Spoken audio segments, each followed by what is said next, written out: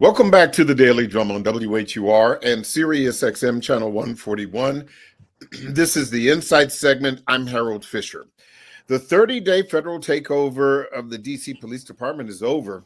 Control is back in the hands of Mayor Muriel Bowser and Chief Pamela Smith. But the story is far from finished. National Guard troops are still patrolling city streets as the federal surge continues. Meanwhile, on Capitol Hill, GOP lawmakers are pushing a slate of bills that could further roll back the district's autonomy. That includes who appoints the attorney general and how young offenders are charged and sentenced. And there's so much more. Well, what does this mean for home rule and for the citizens of the District of Columbia? We have a panel of experts ready to tackle this issue from all sides. My guests are Dr. Niambi Carter, Associate Professor in the School of Public Policy at the University of Maryland. She is also author of the book American While Black, and Dr. Oye Awolowo, DC Shadow Representative. He is also a candidate for at-large counsel for the DC Council. Thank you all so much for joining this conversation. I appreciate it.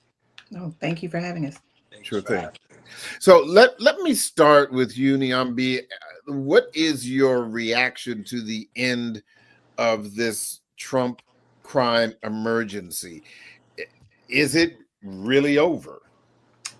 I don't think so. I mean, I think what Trump is doing is really kind of stress testing the system.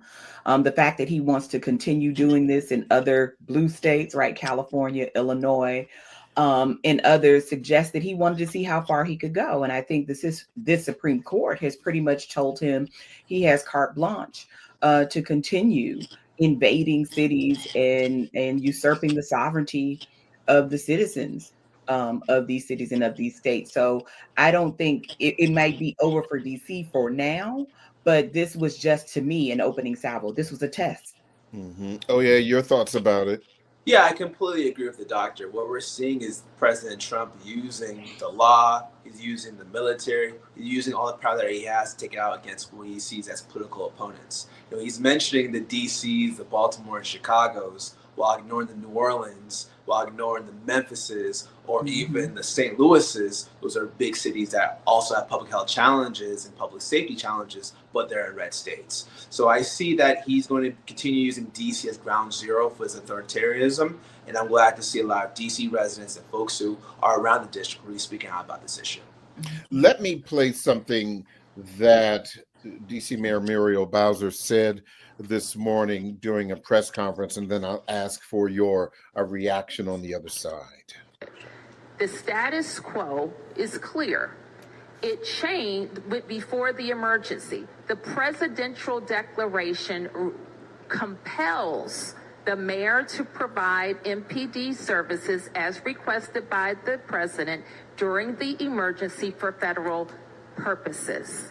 Immigration enforcement is such a service. Immigration enforcement is not what MPD does.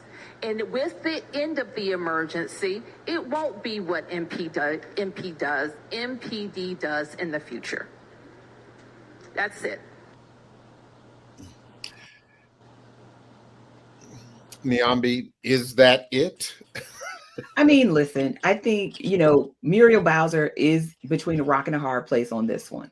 However, I don't think acquiescing to Donald Trump and his whims, even if you have to do it, you don't have to be kind of gracious about it. And I think she was very gracious with him. He's a bully. And there's nothing that she could do to please him, not painting over Black Lives Matter Plaza, not even saying, we'll do what we have to do as long as we have to do it. That none of that is going to make him happy. But I think the damage has been done with the immigrant community in this city. We've seen neighborhoods look empty, right? I mean, places that are really vibrant, like Columbia Heights. I mean, the street vendors and other people are just not there because people are afraid. So it doesn't really matter that she says, well, MPD won't be enforcing immigration law.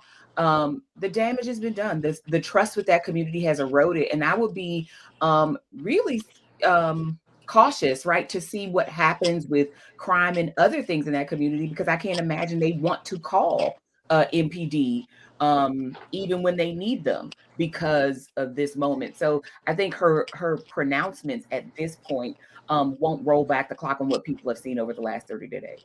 Yeah, how do you think that she has handled this, Oye, even up to today? As Niambi said, if rock in a hard place was a person. Yeah, we understand how vulnerable the district is. We're not in this state, and the federal government has a lot more control over us than other areas that are in states. However, it's not just about what you say, it's also about how you say it. You know, when Black Lives Matter was torn up, the Mayor Bowser went out of the way to say this is her idea and how she wanted to replace it with murals and local artistry and things that I still haven't seen just yet. You know, when the Mayor Bowser tries to strip away our sanctuary status during the budget process, people pay attention to these things. When she gets on stage and thanks President Trump and federal agents for reducing crime in certain areas, when it wasn't inclusive that they're the ones who did in the first place, because we're seeing National Guard and DA walking down M Street at midnight talking about solving crime, then it shows the participation of our executive. It shows the level of complicity as well as ownership of these moments. Now, like I said, I'm not running for mayor, but if I were the mayor, I would have kept our conversation on that money that is still being held ransom by Congress. You know, we know the president watches social media all day and watches media every day. I would have started every question with $1.1 billion and found a way to end every conversation with $1.1 billion. Because at a certain point, Donald Trump failed to deliver that money back to us. He put out a tweet, but didn't get anything from it. And if I was someone who really wants to make sure we have enough resources to protect our communities, keep it safe, then I would do so. I would make sure we get our money back. But in addition, being a child of immigrants myself, this is a very dear issue of mine.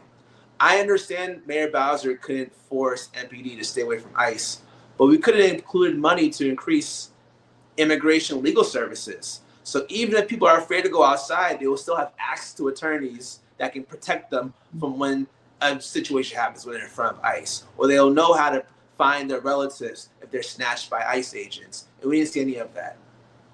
Let me ask you something when you talk about public safety, and I want to put aside just for a moment the National Guard issue and the ICE issue, and just talk about more police on the streets. The mayor has for years said that through whether it be attrition, retirement, and competing with other area jurisdictions, that recruiting more police officers is difficult. And that she's also said for years that they are about 500 officers short. Sure. My question to you, Oye, is if the District of Columbia had 4,000 officers instead of the 3,100, I'm sorry, the 3,100 or 3,200 that it currently has, Right. and they were to put them literally on the streets in those neighborhoods, and they were not stretched as thinly as the mayor-in-chief has said, I should say mayor-in-chief, plural, has said, do you think that this would help DC be a safer city? Well, one thing that people sometimes forget is that even currently, we're the heaviest policed district and jurisdiction in America. We have about 54 different law enforcement agencies in the square or cutout diamond shape that the District of Columbia is. In addition, we're also facing a 30-year low in crime. That includes 3,200 officers, 3,500 officers, 4,000 officers. We're at 3,100, and we're seeing a 30-year drop. Now, I do think that law enforcement and police are important in improving our public safety, but that's not the only way to make our community safer. One thing that we can do to make our streets safer is putting more kids in college. One thing I'm really pushing for is making UDC tuition free so we can reduce that barrier of entry for young people going to college. You know, to make UDC tuition free would be about $25 million per year. But this week, there was a 13% increase for the MPD for recruitment, which was about $50 million per year to recruit more officers. Now, if you want to increase more officers, what that would do is increase more arrests. But if you want to improve public safety, I believe that young people being in college would increase that. Every year someone's in university reduces their risk of committing violent offenses by 10%. And at the end of the day, I'd rather have more kids in college than in jail. But the reason I ask this, and Niambi, I want your opinion too. And yes, I agree. More kids in college, that's one leg of this multi-leg stool. More job opportunities for young people, old people, and everybody in the middle. Certainly, more social service opportunities for people to access and to address the holistic issues. But I'm only speaking about police, and this may be an oversimplification, but with more police officers, is it possible, if there were an extra 500 police officers in the streets, in neighborhoods that are having challenges, neighborhoods that aren't having challenges, because crime can happen anywhere, might this deter someone, Niambi, from saying, oh, I'm about to carjack this car. Oh, wow, there are more police on the street. Let me not do that today. I mean, I think the findings on this have been really inconsistent, right? Certainly more visibility, more presence reduces the opportunity, right, for there to be crime. But at the same time, it depends on what the officers are doing. We know that clearance rates for officers as well as arrest rates have gone down. So they're not solving more crimes just because you have more officers. They're not even necessarily making more arrests. And it also depends on the kinds of crimes you're talking about. Murders, for example, are one of those crimes that you can't really fix in advance, right? Smash and grabs, right? We've seen that with retail theft. Those kinds of things aren't really the kinds of crimes that officers have been shown, or more officers have been shown to be the most effective at deterring. And then I also think about how we deploy our resources. So where are we going to be putting these additional 500 officers? Are we just going to put them in the areas that are already nice, that tourists like to go to, right? To downtowns and around monuments, or where there's, high-end shopping, so those people feel safe, but you still have Ward 7 and 8 being neglected, Ward 5, parts of Ward 5 being neglected. And what are the officers expected to do? Sit in their cruisers? Are they walking around? Are they talking to people? Are they creating relationships with people? Are we talking about kind of more neighborhood community policing? I think there is more there than just more officers. I think what's sad, though, is that it's one of the few places where we can say, just throw more money at it and it'll definitely get better. We do more to maybe test, say, what we do with welfare spending and other things than we do with actual spending on police forces, because we know we've put lots of money into overtime and other things. So I think we need to look more at where these officers are needed, what they're going to be doing, and look at tried and true methods of what an officer on the street can do, because simply having officers in their cruisers sitting at the end of the block won't necessarily change things. Oh, yeah, go ahead. Yeah, and currently I believe there's a $25,000 bonus to join the MPD. So money is not the solution in terms of recruitment. I believe healthier communities, I believe less stress and overtime for officers, more work-life balance, and things that may not have to cost more money, but just have a lot more consideration for people in uniforms, I think will help improve those numbers versus just throwing more money at it when at a time where social services, Medicaid's being cut, everything that working class people need are not being funded. And I also would say, too, we have to remember these are still civil servants. And so while they can make good livings, a lot of them don't make enough to live comfortably in the district. So we need to also think about making sure our officers live in the city and live in these communities and neighborhoods that they serve in, and that they can do so and not feel stressed and strained because they don't have the salaries that will accommodate them. I think that there's a variety of things, to my colleague's point, that could make that profession, which is a difficult profession, more attractive to a wider range of individuals. And you make two really important points. I wanted to just touch on that briefly before the break. when you said it depends on what kind of crimes can be deterred. Obviously, we heard President Trump appear to make light of domestic violence.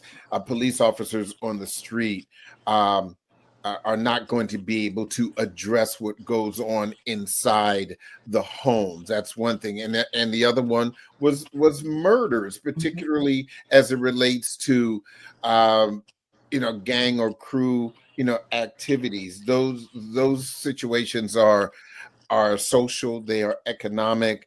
There are all kinds of things that that apply to that. And the other issue about police officers, if you're interested in law enforcement, it's a buyer's market. If you don't want to go to DC, you can go to Prince George's, you can go to Fairfax, you can go to Montgomery, you go to Prince William. Everyone is offering a bonus for you to join. Let me hold it right there. I'm going to take a really quick break and remind you that you can hear this in every edition of the Daily Drum Insight segment via podcast on WHUR.com. The Original Quiet Storm with Raheem Devon is next on WHUR-FM. We continue this conversation on Sirius XM channel 141 and 96.3 HD2 in just a few seconds. Welcome back to the Daily Drum on Sirius XM channel 141. I'm Harold Fisher. We continue our conversation about the end of the federal police surge in DC and the GOP's efforts to target home rule. My guests are Dr. Niambi Carter, Associate Professor in the School of Public Policy at the University of Maryland and author of the book American While Black, and Dr. Oye Owelawa, DC Shadow Representative. He is also a candidate at large for the DC Council. And I want to continue with one of the other issues that relates to the surge. DC Mayor Muriel Bowser brought up this issue earlier today, and even before I do that, I do want to now bring in Zakiya Sankara-Jabbar. She's a co-founder and executive director of Racial Justice Now. Zakiya, thank you so much for joining the conversation. I appreciate it. Hi there. Sorry about being late. That's quite all right.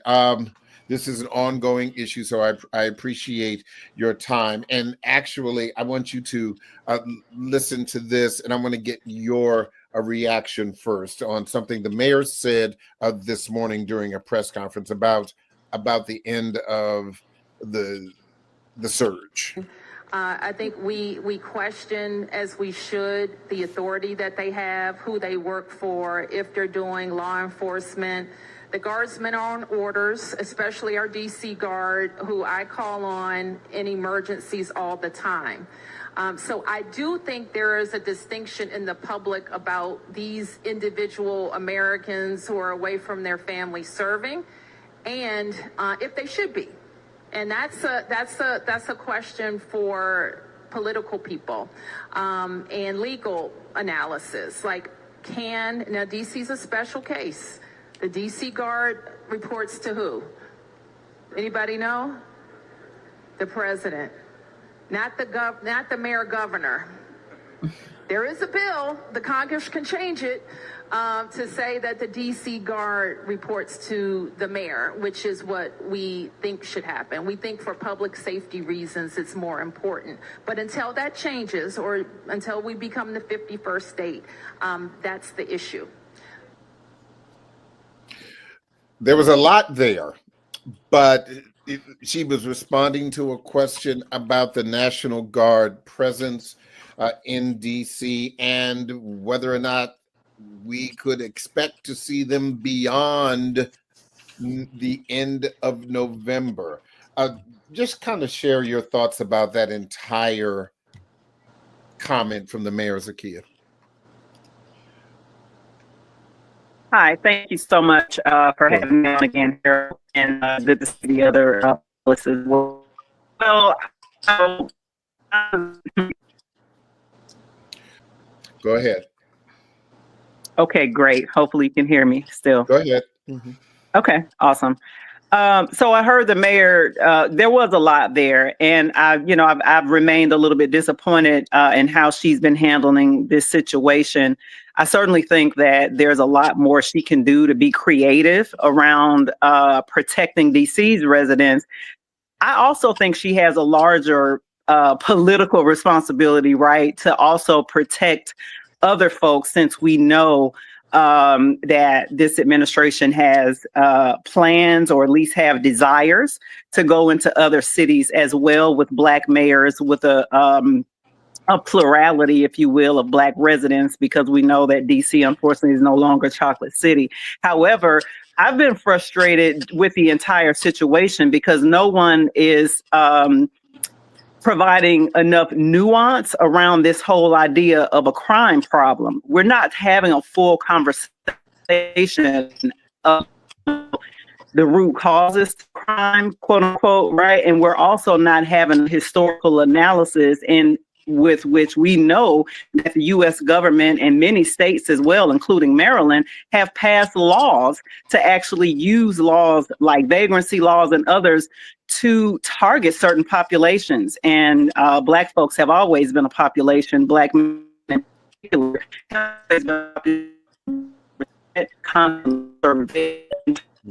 Zakia, I'm sorry. Zakia, unfortunately, and I appreciate your input. Your signal is just really, really bad, and unfortunately, we won't be able to continue to have your contribution. And it was really important to certainly have you, but unfortunately, technical things, the bugs in the machine, and the whole bit. But I do plan on having you back on again when we can get those technical issues tied up. But thank you, and I appreciate your contribution. I did want to get. Thanks. Yeah, no problem. And we apologize for that. Oye, your response to what the mayor was saying. It's a very difficult position the mayor is in, as we all can acknowledge the vulnerabilities of the district in the current time with the GOP, Congress, and a president who's willing to use us as a political pawn whenever he decides so. I think there is a danger of owning this relationship with the National Guard because it's a very narrow margin for error in an escalating situation. At first, the National Guard was DC's very own. So they're from these neighborhoods, they can go back home and whatnot. Now, soon after, President Trump decided to ship National Guard from South Carolina, Ohio, Alabama, folks who have no idea how to walk down Columbia Heights, let alone Congress Heights where I live. And even more recently, the National Guard starting to have guns. They have rifles on them. And yesterday, the National Guard executive director reached out to all the ANCs to see, how can we work with you guys coming into the neighborhood? And me, a Black guy, living in Southeast Washington, D.C., I am very concerned with seeing armed National Guard from the American South walk around these neighborhoods when young Black men are walking home from school. We all know that 13 and 14 and 15-year-old Black males who may be a little bit taller are oftentimes confused with 18, 19, 20-year-olds. And I'm concerned with the parents that live around me having to talk to their kids about how to interact with National Guardsmen and women, rather than even let alone police. People, last week, ICE agents walking around without identifying themselves, wearing masks, walking into our neighborhoods and kidnapping DC residents because of how they looked or how they sounded, is something that we should not be owning as a city. Right now, with CNN, the MSNBCs finally covering DC residents, I think some of these welcoming comments from the mayor is taking us a step back in that activism. And I really hope that folks all across the city can still feel safe around these National Guard members, but more importantly, that these National Guard members who didn't ask to be in DC, they didn't ask to be away from their families, they didn't ask to leave their full-time jobs wherever they're from to come to the district to clean our streets and pick up our national parks. No, they're not supposed to be doing these things. And hopefully we can get the funding back to the district so we can actually hire our own folks who are facing the highest in the country record unemployment to actually have us beautifying our neighborhoods and not sending a $1.1 million National Guard agency to do something that they're not qualified to do. Naomi, your thoughts about what the mayor said about the National Guard in DC? Well, I will say one thing. I think we need to remember DC is still the South, even though we don't like to think of it that way. Right? There was slavery in DC until 1850. You're It's talking the about South. Southeast and I Southwest? stand corrected. DC is the South. But I will say this. I do think this idea that, having more armed people running around the district is a terrible idea. I don't think that it's something that any of us want to see. And I do think the stakes with children being back in school and having to take public transportation, even a couple weeks ago, right, talking about where they could be in Union Station, things like that, when they have to transition home using public transport and have to encounter not just MPD, not just Metro Police, right, WMATA Police, right, but also National Guard. It is, I think, harrowing for anybody. But I think the question about whether, how these people should be utilized, those should have been questions asked at the beginning. Because again, this was never about crime, right? I mean, crime has been falling in the city. And now, of course, it depends on what kind of crimes we're talking about and where and all of that. However, this was never about stopping crime. And if it was, we would look at the sort of social determinants of crime and spend those resources there. And certainly we don't want to be using National Guard to clean up the streets, because that's running us millions of dollars, all right, to do that when it could cost, hundreds of thousands of dollars with local people who actually do want to be productive and contributing members of this community.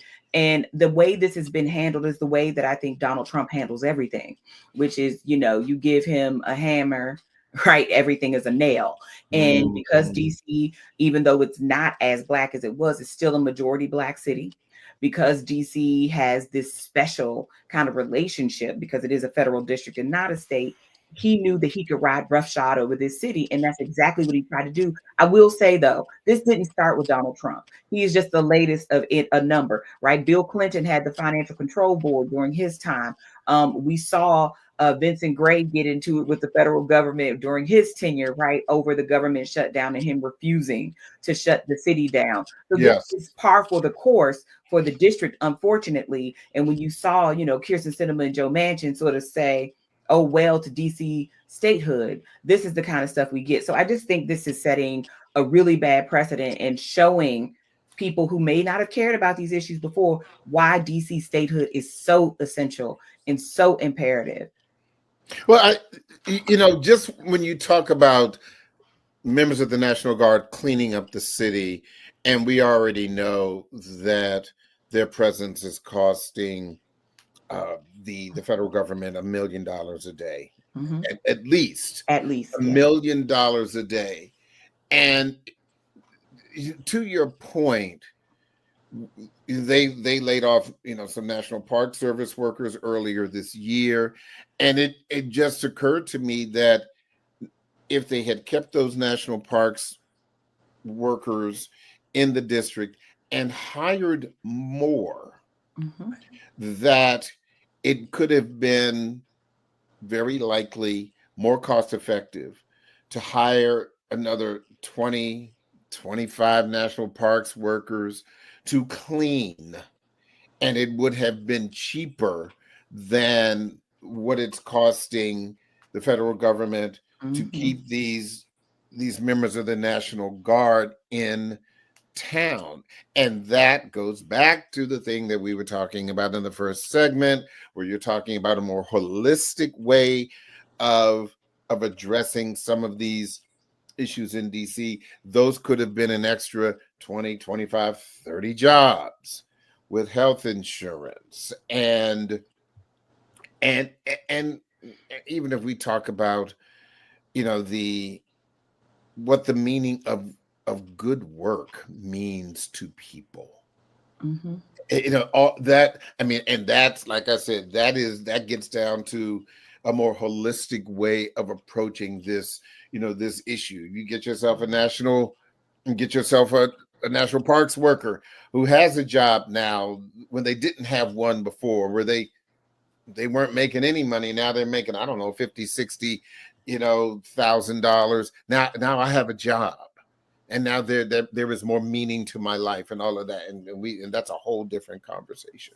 But I do want to talk about the other big issue that happened today, where these more than a dozen bills that the GOP was considering, that, I mean, let's just call it what it is. This is an attack on not just DC home rule, but this is another form of takeover of DC.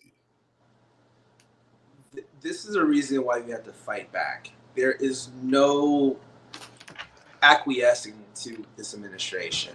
They all want to see us not be able to live with comfort and dignity. I mean, just like Donald Trump in the past bankrupted casinos and now using the White House to enrich himself, he's not really acting in good faith, right? The reason that the National Guard was here came fresh after the whole Epstein files became a huge issue. He's just trying to find something to distract us with. I mean, you have GOP Congress members talking about bills affecting DC, and they have no understanding of these elected offices in DC. For example, there is a bill to remove the Attorney General, and they were complaining about the lack of convictions and prosecutions because they wanted somebody that's appointed by the president. Except the U.S. Attorney is involved with prosecuting crimes, and they are already appointed by the president. So these folks have no understanding of DC's democracy, how we do things over here, yet they're talking about taking over home rule. It's like they're not even equipped to handle the city.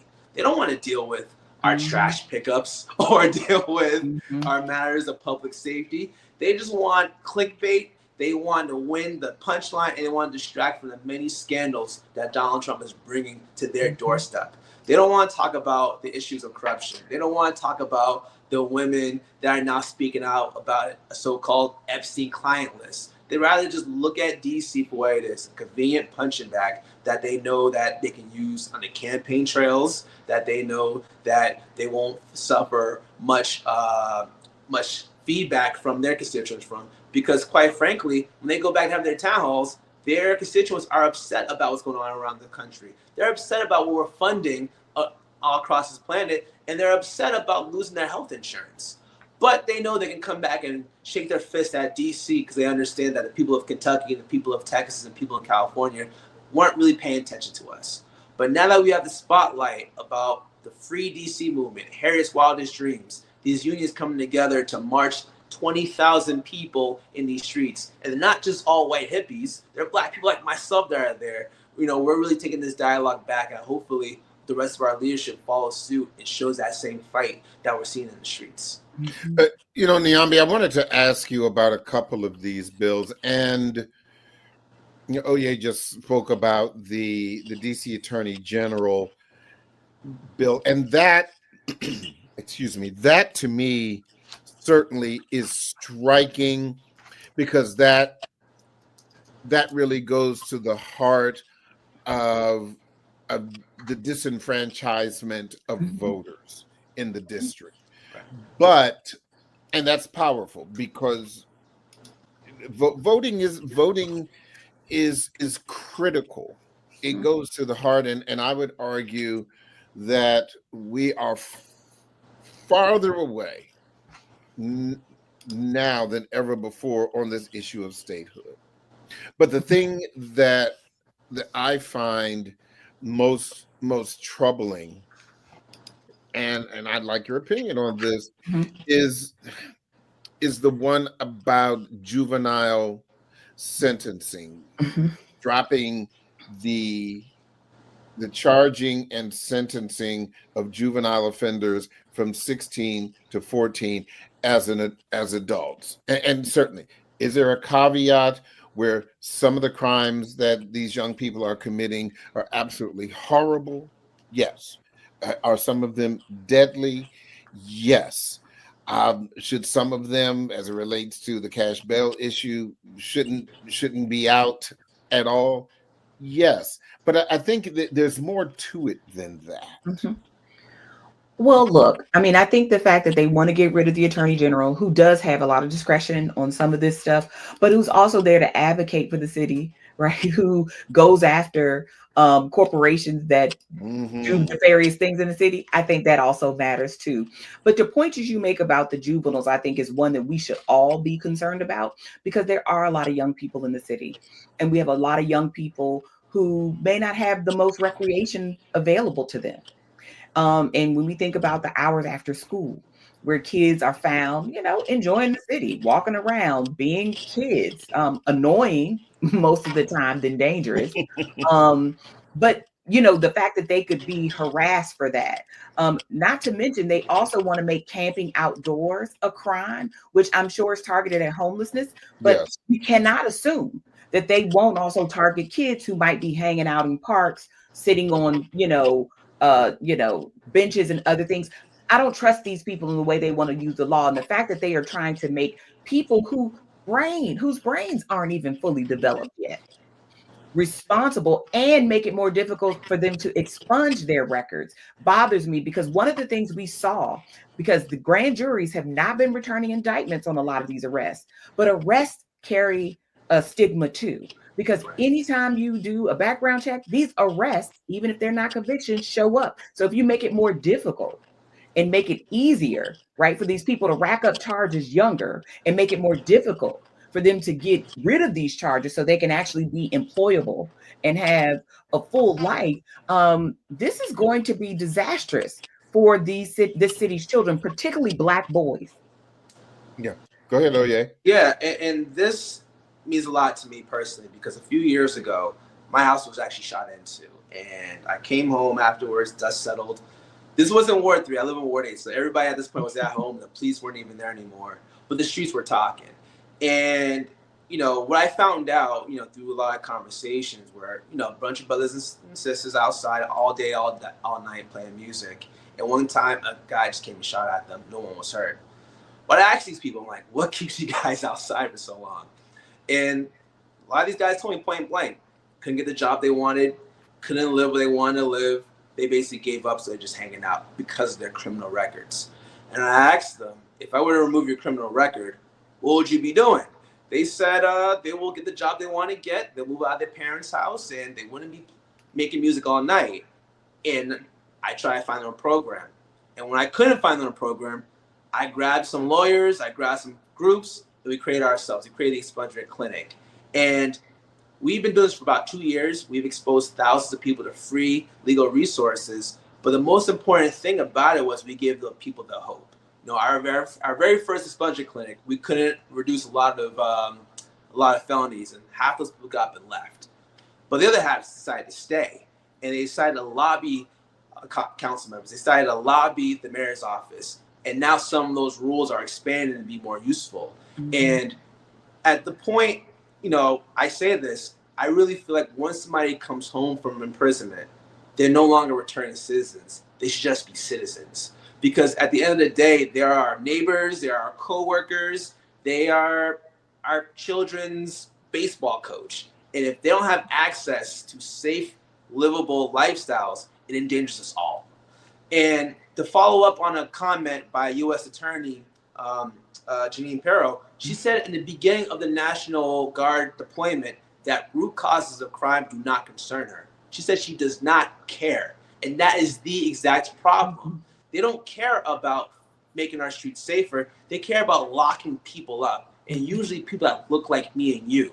And I think it's really, really important to say that when it comes to these people coming home, returning citizens, they're no longer in prison. They're in the same neighborhoods as us all. So it's really important for us to find opportunities for them, because if we don't find opportunities for those most marginalized, then none of us are going to be safe.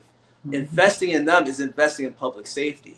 And, the Janine Perros, the Donald Trumps, these GOP Congress members who work here but don't live here, we have to remember that they're not responsible for our interests. They know they're not going to win our elections. So it's up to us to make sure that we fight for each other, because we are the ones who have each other's back at the end of the day. We can't depend on Perro. We can't depend on Trump. We have to depend on our council and our mayor to have our back. Well, and you make the point that I find so interesting about what Janine Pirro said, and I remember when she said that, where she said that the root causes of crime are not her concern. I think that's like a almost direct quote. And I think the problem that a lot of Washingtonians have is that this administration is not doing both. That they are not trying. Yeah, they're just locking people up. Yeah, if you commit a crime, yeah, lock them up and let due process play itself out. But you can't take food out of the mouths of a community and then ask, well, why are they hungry? And I think that's the problem here, where yes, there's a hunger issue as it relates to crime. And so yes, we need to not just feed the immediate issue, but we also need to continue to teach the people in these communities how to fish, if I may. And that is the thing that seems, Nyambi, to be missing. And what is, if you look in your, Dr. Nyambi Carter crystal ball that you always bring to these conversations, what's the end game here? We've got 3 years of this administration moving forward. I think the goal is to demoralize the city. I think the goal is to put young people, particularly Black and Latino, in jail and in prison. I think it is to try to bleed the city of its residents that are not white. I think this goal is to take over the vast tax resources of the district, because the district is doing well financially, has been was until this takeover, right? We've seen a lot of restaurants and other businesses go out of business during this period. But I think it's to strip this city of its power, attempt to, and try to sell it for parts. I mean, I think Donald Trump is treating his city like he treats his businesses. There is no care for the employees, right? Because if you cared about this area, you wouldn't have seen 300,000 Black women all across this country laid off as federal employees, right? If you cared. So I think the goal is to really bankrupt the district, and not in a financial sense, but to bankrupt the district of all that makes the district what it is right now. And it's the Black and brown folks, but particularly the Black folks who lived through the rough 90s, right? Lived through the hard 80s, who lived through the 70s, who lived post the riots, right?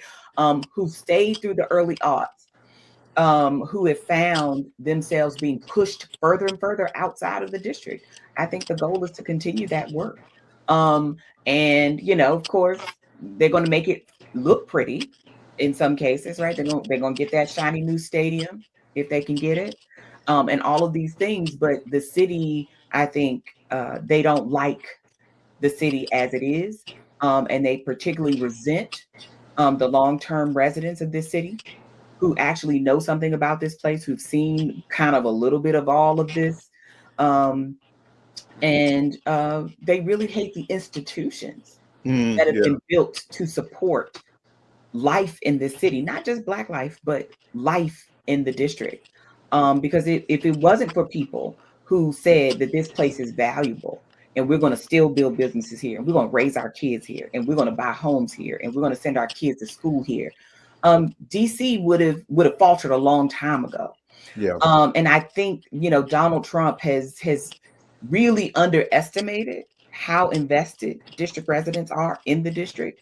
But I think if he has his druthers, he really wants to go to the heart of this city through locking people up, through scaring people, and through pushing people out. I'm going to have that be the last word, but I want to thank all of you for participating in this social intellectual exercise, and we will continue to try to work it out. Thank you all so very, very much. That is the Daily Drum for this Wednesday, September 10th. I'm Harold Fisher. Good night.